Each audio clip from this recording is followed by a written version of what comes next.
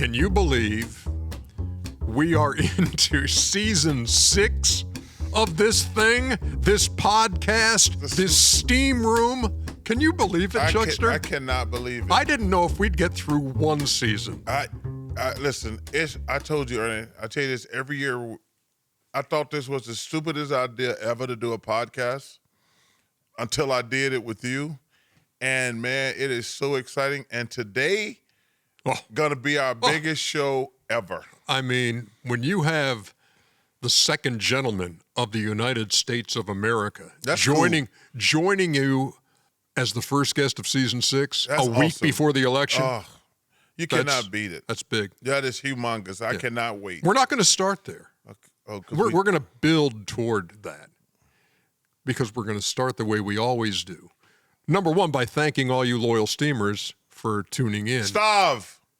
Dying of hydration, starving over here. Okay. Waiting on your beer from, where's he from again? Australia. Dying over here, starved. Okay. Dehydrated. Hey, we start with first of all. Yeah. I mean, it's been so long. It has been. Did you have to whittle down your first of all so that we won't be here all day? I was really I didn't want to take away from the show, having the second gentleman on, so this is quick. Very considerate of you. I got an honor, the Alabama Academy of Honor for distinguished people in Alabama. Just want to say thank you to everybody. Well, congratulations. That's well earned, well deserved. I don't know what you did to earn it, but it is well deserved. I was Charles Barkley fool. I've accomplished some in my life. I want to give a shout out to Governor Siegelman who nominated me. It means the world to me. You know, growing up in Leeds, going to Auburn, Alabama means a great deal to me. So to be honored for my life, I guess it's like a lifetime achievement. When's this going to happen? It happened yesterday. Oh, it happened already? Yeah, yes.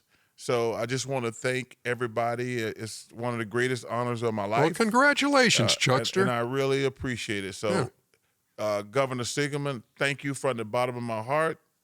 Thank you for everybody in Alabama, man. You guys know what y'all mean to me, and Word Amigo. I love you guys.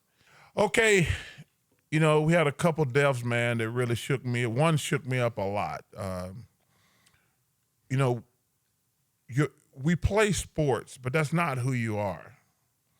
What your humanity, what make us all, you know, you can be great at a sport and be a jerk or a jackass or whatever, but one of the greatest people I've ever met in my life passed away this summer, Dikembe Mutombo. Mm-hmm.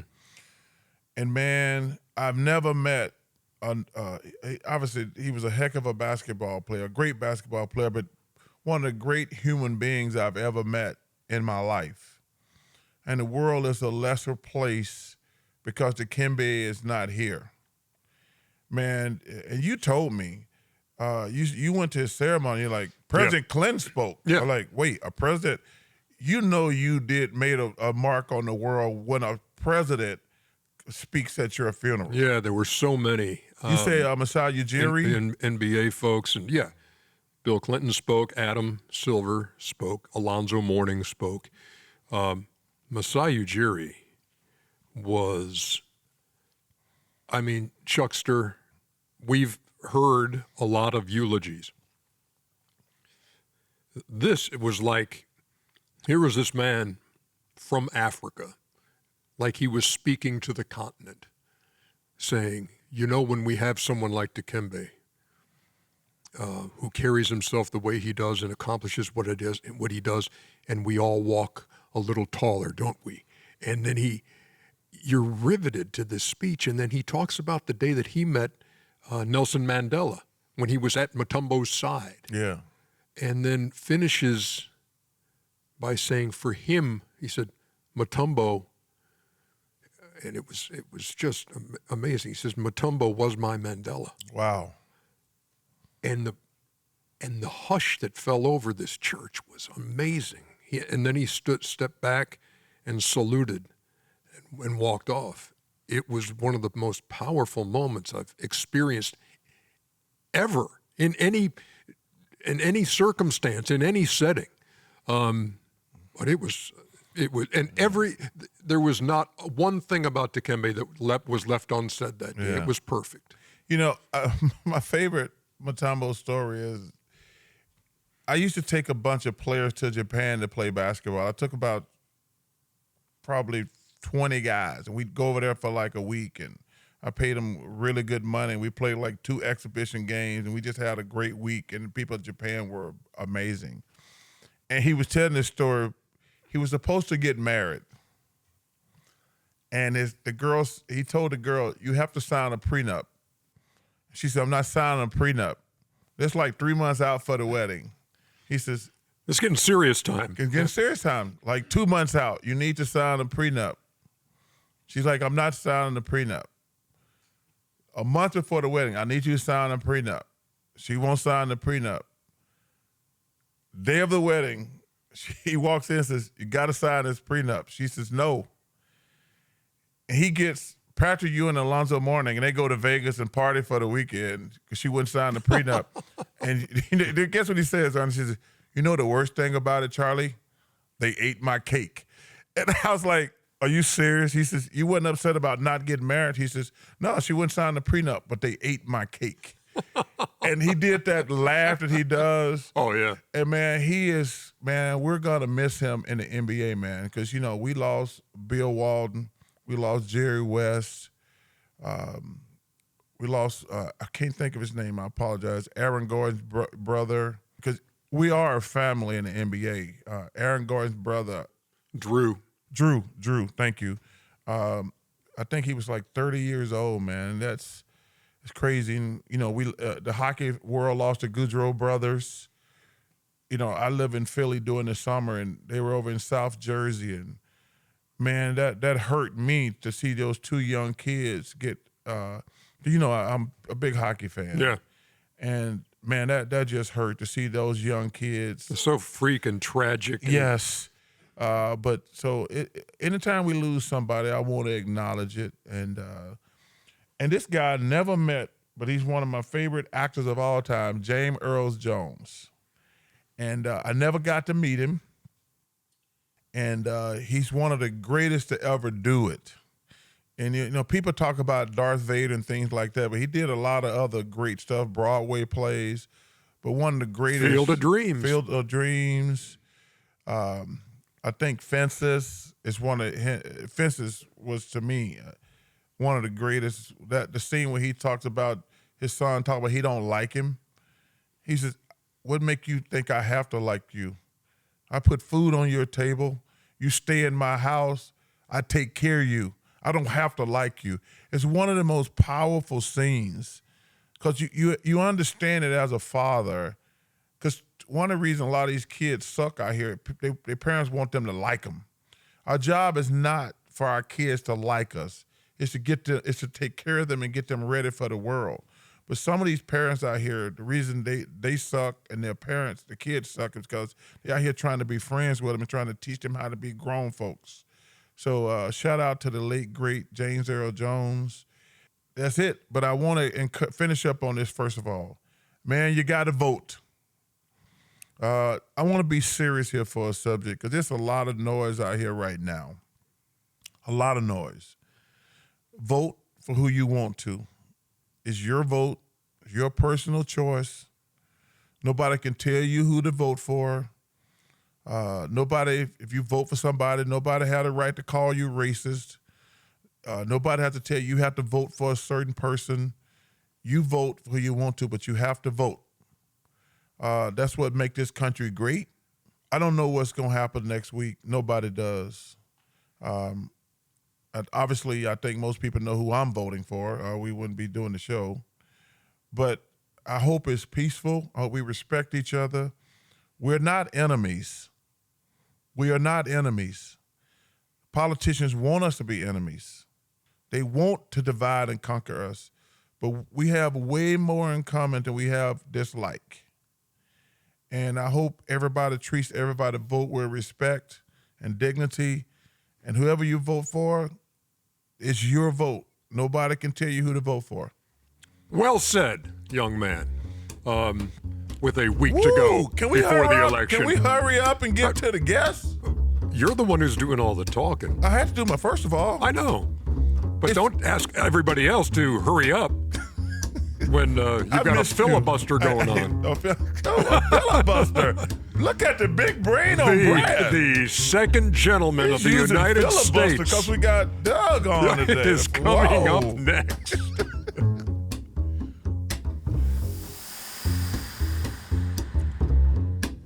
Well, Chuckster, what a way to start our sixth season. I am pumped today, Ernie. This is special. Yeah, because we're, as we speak, a week away from Election Day. And we have the second gentleman of the United States, Doug Emhoff, joining us, the husband of Kamala Harris. Look, we feel, Doug, like we're a little over our skis here today, okay? So if we sound unsure of ourselves or nervous or starstruck, that's just because we are. Yeah, 100%. But I do need to inform you of the one rule of the steam room, and that is to keep your towel on. Oh, I better not stand up then. Thanks so much for doing this. We appreciate you.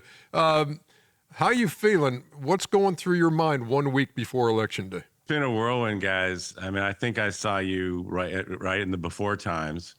And just since then, it's been just a 15-week total process. We're in week 14. So for the last 14 weeks, I've literally just been traveling back and forth across this great nation, advocating for my wife, Kamala Harris, to be the next president. And you can hear I'm losing my voice a little bit, a little tired, but it's okay. It's worth it because it's our democracy and it's our process, and it's a beautiful thing. So I've gotten to meet thousands upon thousands of people all over the country, and to see everyone excited and fired up for somebody that I love so much, and I'm just putting myself out there. It's 4, 5, 6 events a day, a lot of travel, a lot of hustle. I don't really get to see her at all, and when I do, it's get back out there. We got to win this election. So it's been a whirlwind, but an honor to be in this position. The fact in a week, I'm hoping my wife will be the next president of the United States, and I will be the first gentleman. So it's great. You know, I'm gonna take you back a little bit because obviously she's the vice president, and then y'all probably got to have a very serious conversation when President Biden steps aside. Y'all make that decision as a team and as a family. Can you take me into that conversation a little bit? Because that's a big deal. Charles, it's interesting. It happened so suddenly, and there really wasn't conversation because I was in Los Angeles when she got that call. So it was a total surprise. And I was actually in a SoulCycle class with a buddy of mine in LA. And I didn't have my phone. And so I'm just sitting out after the class, sitting out with my friends, just having coffee, chit-chatting. And then my friend's partner showed me President Biden's letter. I'm like, hey, gotta go, and ran into the car. And there was a bunch of missed calls from everyone in the family, basically saying, call Kamala. I talked to her for 1 minute, and she said, the president has decided not to go forward, and I'm going to go for it and get to work and get on the phones. And I'm going to get on the phones. I'm going to earn this nomination. And I just said, great. It took a minute to get back out there. The next time I saw her was at Wilmington the day after, and walking right in. Then I announced her on stage, and that was the beginning of the campaign. And even I saw her there for like 2 seconds. So there was never a heart-to-heart conversation. It just kind of happened, and she put herself out there because she knew we needed somebody to step up at that unprecedented time in our country's history, and that was her. And she's been, as I said, the most badass version of a badass woman. Along those lines, though, Doug, I mean, after the debate, after the Biden-Trump debate, and there was such pushback and such feedback to what the president did in that debate, were you thinking right then, amidst all the talk, that, this may wind up with my wife being the nominee? Ernie, it's Not really, because we're a team. You know, I'm second gentleman of the United States, as you mentioned. This was the Biden-Harris ticket, and he said he was going to continue his campaign right after that debate, and in fact had some rallies. And so I just went about my business as being a surrogate for the Biden-Harris campaign, literally from that June 27th to July 21st. And when she stepped up, it moved over to supporting Harrison Walls. So I can't, you can't think that way. You know, you just move forward and you support him, our president, and the first lady. And that's what I did during that 3-week period. Now, speaking of debates, you can't say this, but I can. Your wife kicked his ass in a debate. Were you so proud of her? Because I mean, I'm watching all the network because, like, I want to see what everybody's saying. And to a man or to a woman, she was so impressive during the debate. What were you feeling after that? I agree. I can say it. She kicked his ass. That's why he won't debate her again, Chuck. I mean, I've been saying that all over the country for the last month or so. No, so I was in this like soundproof room around the corner, just watching it. And of course, as a husband, I'm thinking of her first as my wife. But within a minute or two, it was obvious she wasn't playing, and I saw that in her prep. I could see that in behind the scenes. I had a feeling it was going to go this way, and then it was just every question was just one after another, just calling it out. So it's interesting. I joined her on stage, gave her a hug, and we're walking out. And she said, "Well, how do you think I did?" I'm like, "What are you talking about? You just crushed it." Really? Well, what are people saying? Like the entire world just said you just crushed it. But she's so focused. It's like, all right, well, great. We got to get on to our next event. And it was a rally right after the debate. And in the interim, we got the Taylor Swift endorsement. So then that was kind of the big news. And then she got up on stage and basically told the audience, thousands of people, all right, debate's over. Got Taylor's endorsement. We haven't won anything. Everyone get back to work. Let's go win this election. That's just how she is. She's just so focused, so disciplined. Even this morning, saw her. It's just she's got her big speech tonight. We're all hustling, and it's just we got a week. Let's go. Let's finish strong.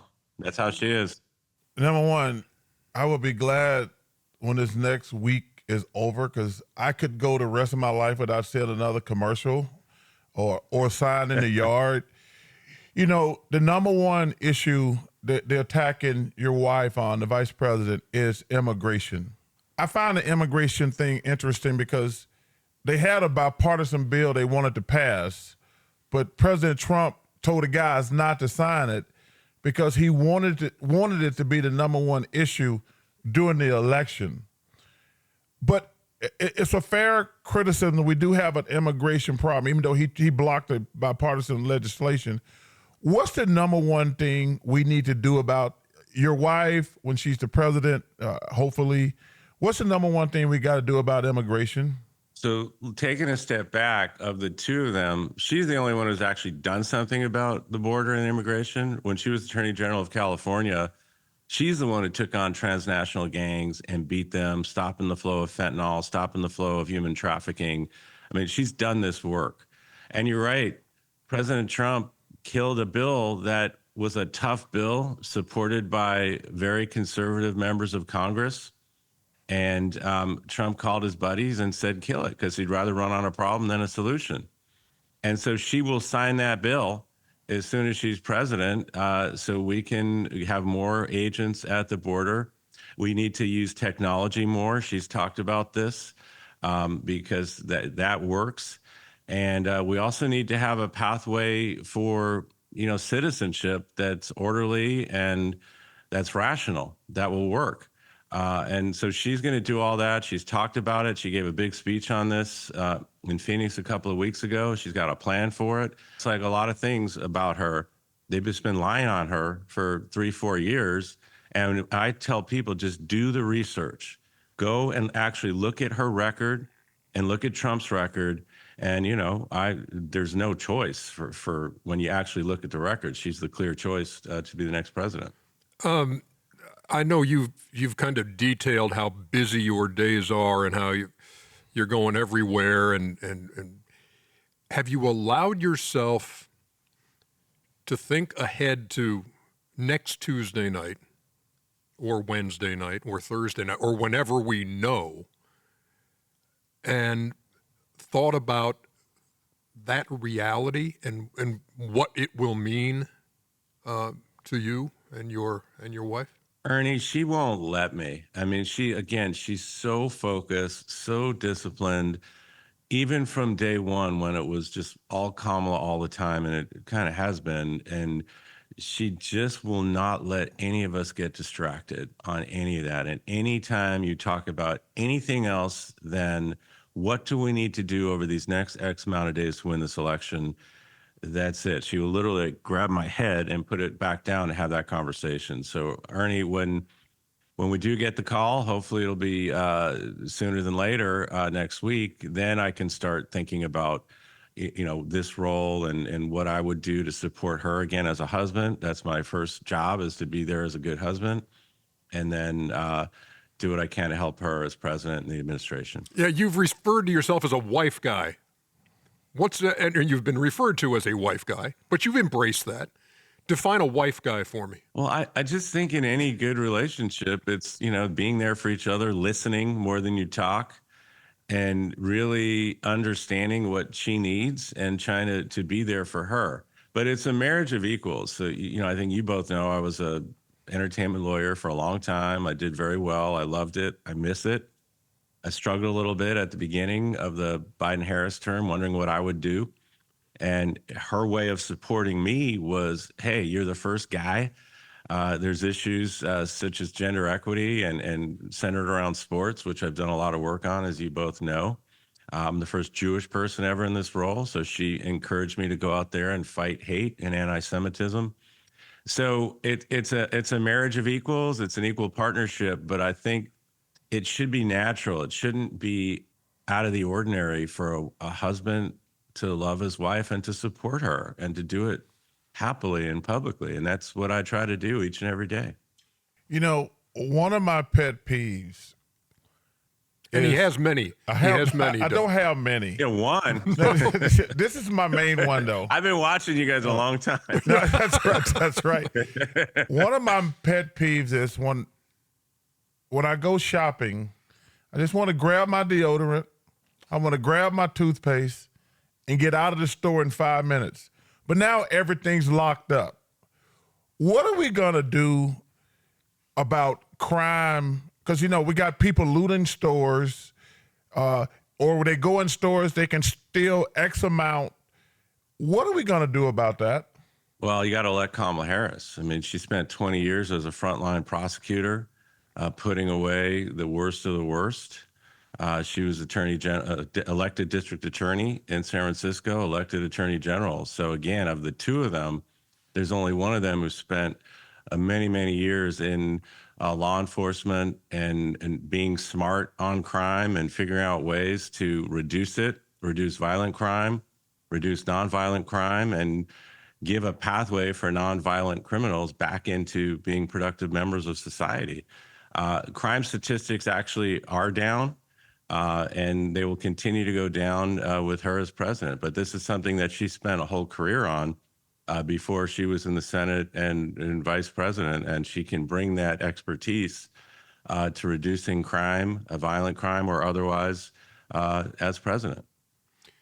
I want to go back a little bit and just learn a little bit, tell a couple of stories, because Chuckster, do you realize we're talking to a guy who at Camp Cedar Lake in Pennsylvania back in 1978 was voted most athletic.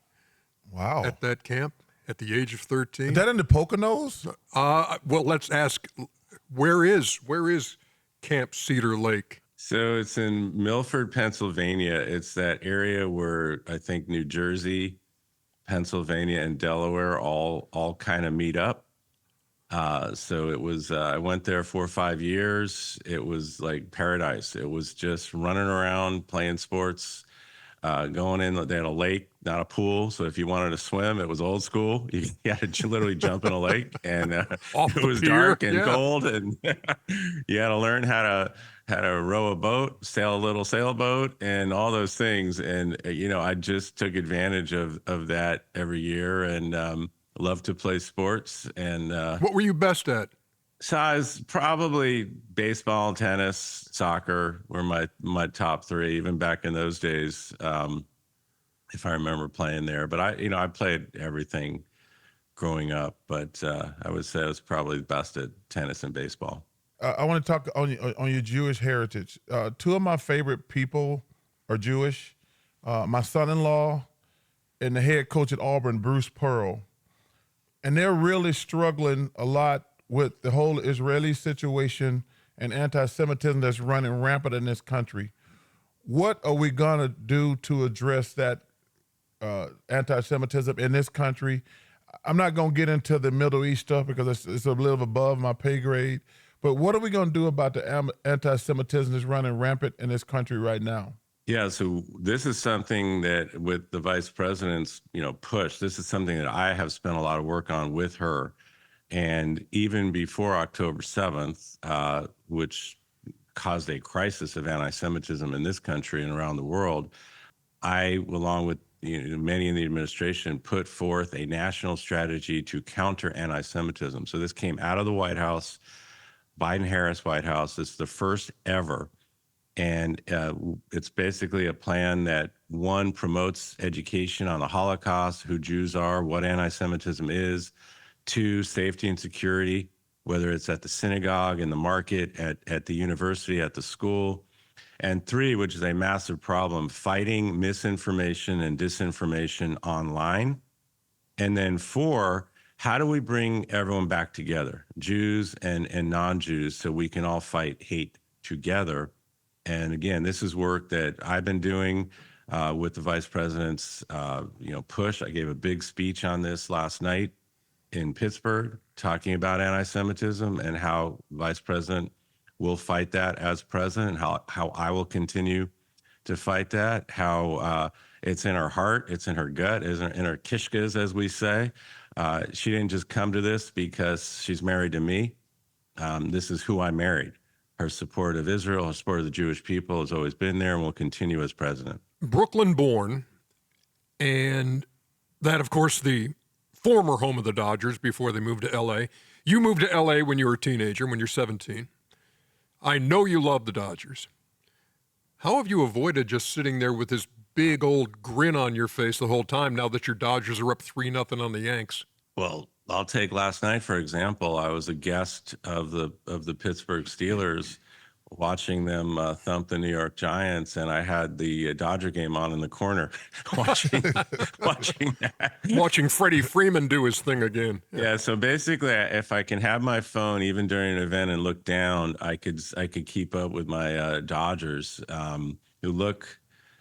It looks pretty good, but you never know. 3-0 is could be insurmountable. But it's been a great, yeah. But it's been a great diversion, I have to say, to have them play this well. This is what we had hoped for. I love Dave Roberts. I've gotten to know him. He's such a great manager, such a great man, and to see Ohtani come in and just kind of take over not only the town but the country, the world. To see his superhuman prowess. Could be the best ever. It's been great, and it's just really inspirational to have that going on during this campaign. Something to kind of keep me rooting for, and of course, the Lakers just started already. They're 3-1, and you got NFL. I got my fantasy team going. So all these little things, because sports, I love sports. Sports brings us together, keeps me connected with my son and others and friends on all the group chats. So it's been pretty awesome to keep me going during these 14 weeks of this campaign. Looks like your Rams might have to run the table to meet your 13-4 prediction.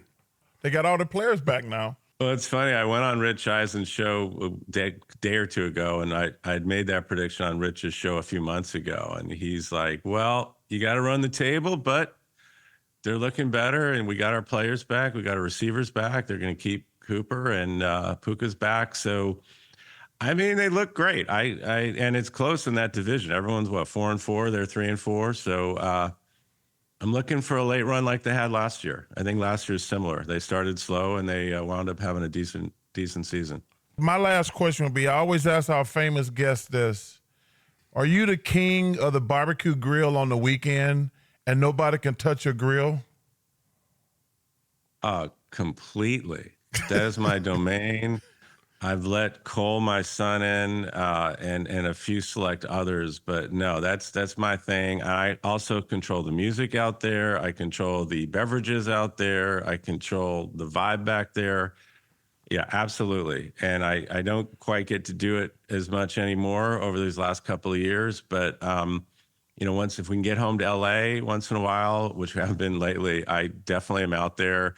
With my whole, setup, and I got all my tools out there. I keep them very clean, and absolutely, it's man, a must. it's my, yeah. I got so many speakers out there too. Like there's music anywhere you are back there, just to make sure when I'm grilling, I can have my music, my drinks. I know the feeling, Chuckster. I know got the a feeling. sink. I got ice. It's a whole situation. So I have to have you back there one of these days. What's on the playlist? Well, it's funny because I like, alternative, indie, just kind of more modern stuff. So Kamala just describes everything I listen to as Depeche Mode, which is not quite accurate, but it's, but she and I agree on Prince. So like in the backyard, if it's just the two of us, we agree on that. Well, I'm going through a stage where I'm listening to Kane Brown and Dan and Shay. So try those two, Dan and Shay and Kane Brown. Those are my two. That's all I'm listening to right now. Oh, and I got one for you, too. Here's another one to put on the playlist. Lake Street Dive.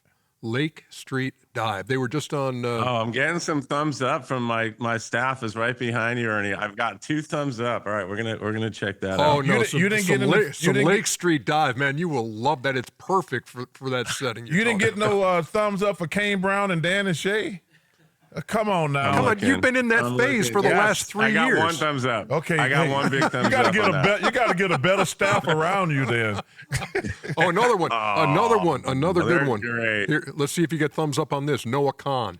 Oh, I got 1 thumbs up. Okay. Noah Khan. But Ernie and one of the cool things about this, I've been able to do an event with Michael Stipe of REM, Jason Isbell, John Bon Jovi, Bruce Springsteen came out at a Kamala event. So it's been pretty amazing to be able to meet some of these people you've seen your whole life. And Pearl Jam, I got to meet doing an event. So it's been, again, merging sports, music with this race. It's been great.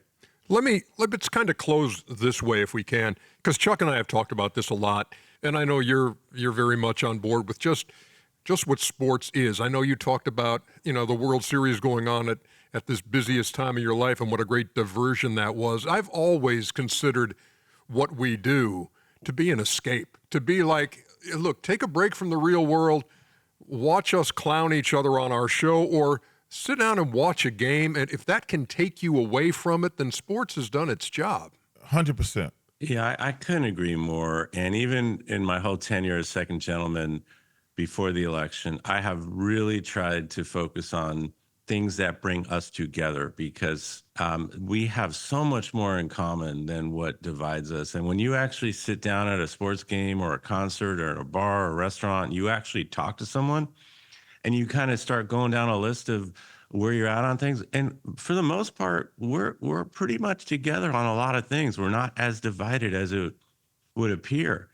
And look, I was at that Steeler game last night, and you saw 70, 80,000 people waving those towels, making that noise. No one was talking about the election. No one was talking about politics. They were just focused on this community event of bringing that town together with those Steelers. And it was a beautiful thing to see. And I just, as second gentleman, leading presidential delegations, whether it's to New Zealand for the Women's World Cup, I was honored to go to the closing last couple of days of the Olympics representing our great country. I got to see the men's basketball team bring home the gold medal, women bring home the gold medal in soccer. I mean, it's just awesome.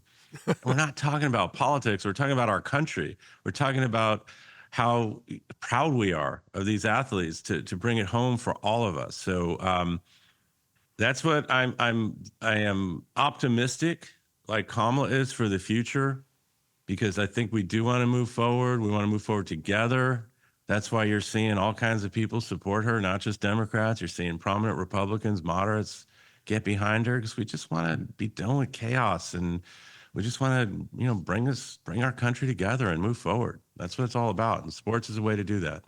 I think the most important thing you said, man, we have a lot more in common than we are different. And man, I was in Dayton, Ohio last week speaking to a group of kids, and I said, man, we're all in this world together. We need to work together. Politicians do a great job of dividing and conquering. But man, it's so much good out here, but the noise is so loud. And I want to just wish you luck next Tuesday. I can't wait. I'm excited. And you said a word, I'm hopeful, because I'm tired of chaos also. I had enough of chaos. And I'll say this too, Doug, that this was such a big day for us here at the Steam Room that the Chuckster actually wore long pants and an actual shirt, not something that's emblazoned with his Redmont vodka logo. And when you look at Chuck's jeans, he has a firm crease in his jeans. You don't wear jeans that have this razor sharp crease, do you? He just turned 60. I know, when you're 61, you're 60, you don't iron your jeans, do you? Me? Yeah. Oh, you don't have someone iron your jeans for you, do you? There's someone who did. No, I am.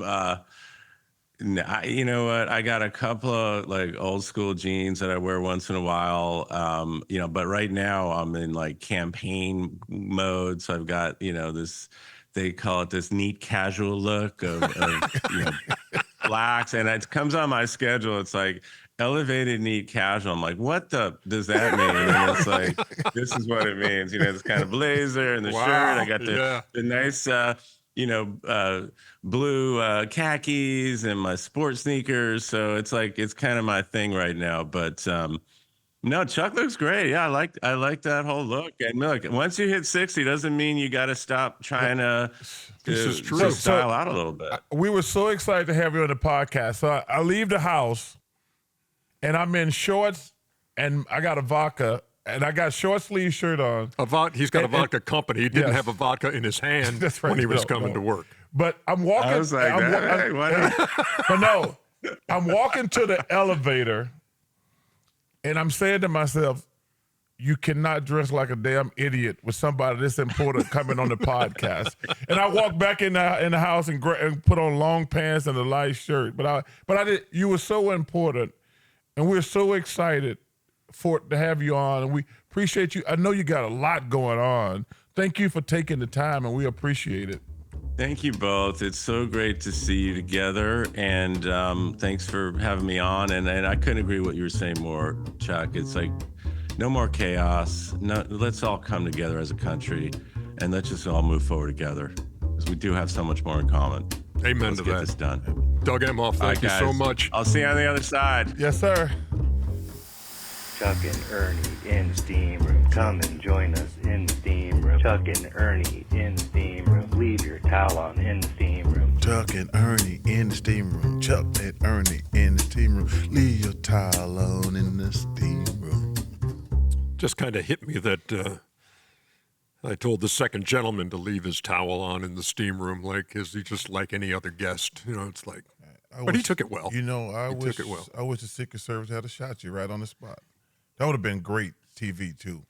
If it's just Secret Service just shot you right on the spot. We're back here on the steam room. I'd miss you though. Yeah, I bet you would. Wow, Chuck's answering machine is where we land the plane for this segment, and I can only imagine that in the time since June till now, that thing has been ringing off the hook. I mean, when people call that number, do they ever get, hey, the mailbox is full? I don't know. Or do we empty it from time to time? Anyway, do you remember the number? I knew you were going to ask me that. That's why I was scrounging my face. Scrounging your face. 404-987. That's all I got. 0330. 0330. That's pretty good. Okay. That's pretty good. Well, 404-987. Any dummy can remember that. Well, I think we got a handful of calls. Here's number one. Hello, world. This is Charles Barkley. Leave me a message. Hey, Chuck. Hey, Ernie. I saw on Twitter that TK is coming out of retirement to do the TNT show. I have two questions. What's the best part of TK returning to TNT? And does that mean he's going to be too busy to come to the podcast now? Thanks, guys.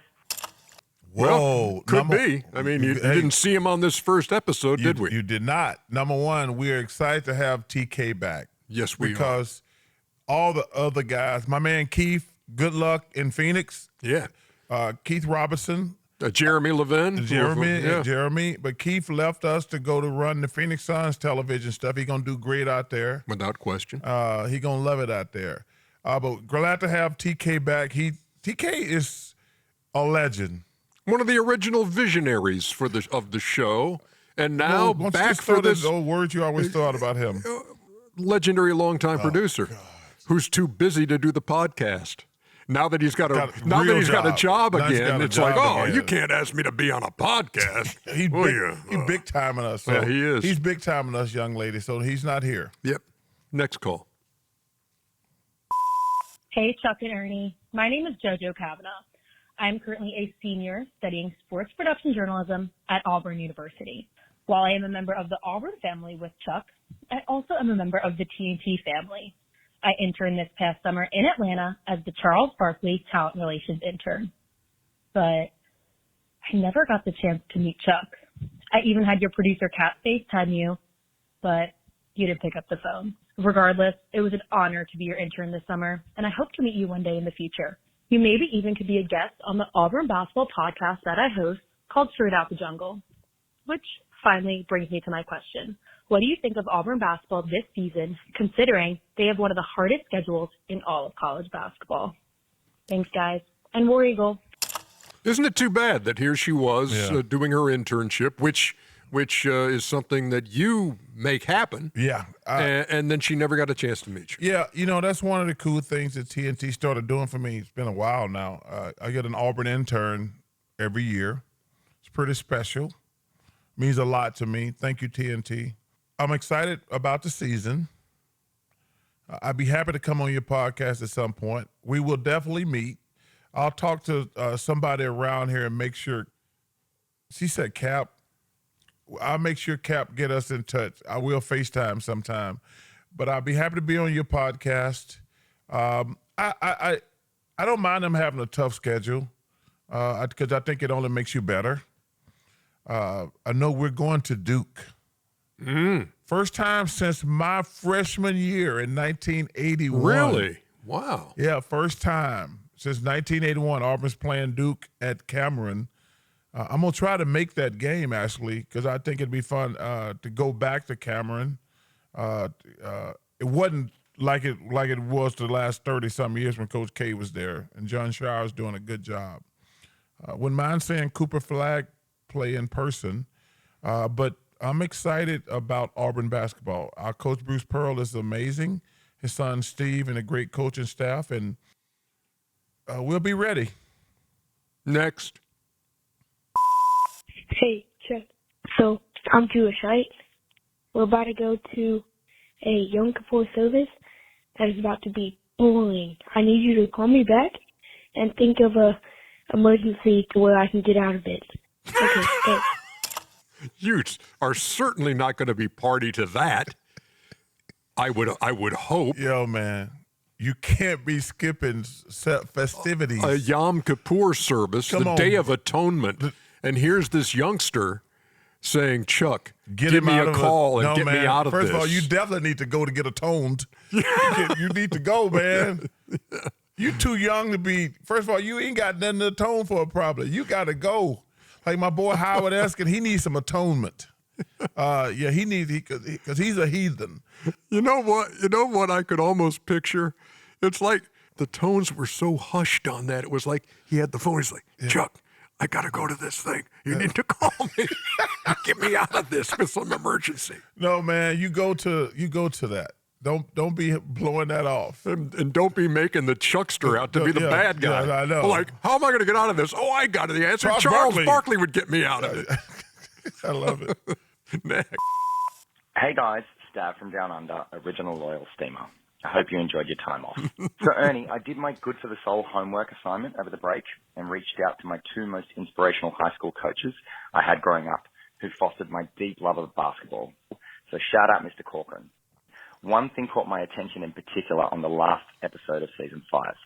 You were saying you love the French accent and that someone should never apologize for having an accent. Being the son of two migrants whose first language was not English, it's funny how people treated them differently just because of how my parents spoke. In fact, my son's Spanish teacher said something great to me the other day. She said accents are beautiful because they tell you something about a person. I'd never thought of it that way, and it's a wonderful sentiment. Now, Chuck, I know you've been wanting to learn Spanish for some time, so I'm curious if you've ever tried the app Duolingo. It sort of gamifies language, makes it fun and addictive in a good way. I've been improving my Greek via this app every day for the last 2 years. It's really good, and I reckon you should give it a crack. I'm absolutely pumped for season 6. I hope you guys make it the best one yet. Thanks. Always great hearing from staff. Always great. It'd be better if I finally staff. got that Australian beer. Are you unable to buy beer? There's Australian beer available at package stores. He offered and us. He said it was a special brand of Australian beer. Supply chain, man. Okay. The supply chain issue. Still COVID now Still too. a We got some of these kids issue. been in college 22 years. Yeah, so just go buy some Australian beer. You know, Stav, to get to your point though, is man, your accent is your history. Everybody has history. No matter where you're from in this world, your history is important. You know, Herm Edwards, one of my favorite people, always talks about your last name. He says, it's not your last name, it's your family's last name. And I never even thought about that. When he was talking to young men, because his dad grew up in the Army, I don't want to get it confused. He taught him about responsibility and things like that. But he always tell young guys, he says, guys, don't worry about the school you play for. You're playing for your family. And it's not, grow up and be a good man because you represent your family. It's your family's name. It's not your name. And man, that's a really powerful thing for kids to know. Because going back to Stav, like there's somebody in your family did the heavy lifting to put you in a position to be successful. And you should carry on your tradition and pass it on to your kids. You ever feel like there's an accent you wish you had, or you like when we work with Trevor Immelman. Oh yeah, South African, very engaging accent. Do you ever wish you had an accent that you could go to? Now, I don't want to give Trevor too much credit. That's a sexy voice when he be talking to you. Because my worst case scenario, if I was looking at Tom Brady and he sounded like Trevor, like I'd be just out of it. If Tom Brady sounded like Trevor Immelman, it wouldn't even be a fair you fight. would be over the I'd moon. Be like, oh Lord, please stop. You know, Tom's such a good-looking man. I don't even look him in the eyes. But if he had Trevor's voice, now Trevor's a good-looking man. He's not Tom Brady level. And Michelle Zaraka, always talking about Henrik Lundqvist. Zarzaka. Mm-hmm. Like, Henrik Lundqvist is an all-right-looking man. Okay. He's no Tom Brady. Right. Is he a Trevor Immelman? They're in the same boat. Okay. They're in the same boat. Just what's your favorite accent? What do you think? What accent do you feel like you do the best? Well, you love Australia. Can you do an Australian accent? I don't know if I can do Australia. I'm better at the Boston thing. I've heard the Boston thing. Let the. How about those Red Sox, Charlie? How about those Patriots? What about those Bruins, Charlie? Is it just me, or is that horrible? Would you think you would just walked into Boston, Massachusetts when you heard that? Can I get a bowl of the chowder? All right. Look what Stav has started talking about accents. By the way, Stav has been one of our favorites. He started us from the beginning. You know what? But he's getting a little pushback. Listen to this.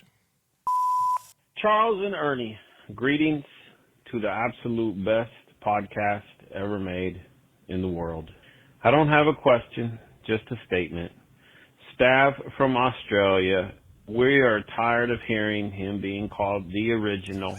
So many of us have been there from day one. He needs to be demoted until the beer shows up. But we love you guys.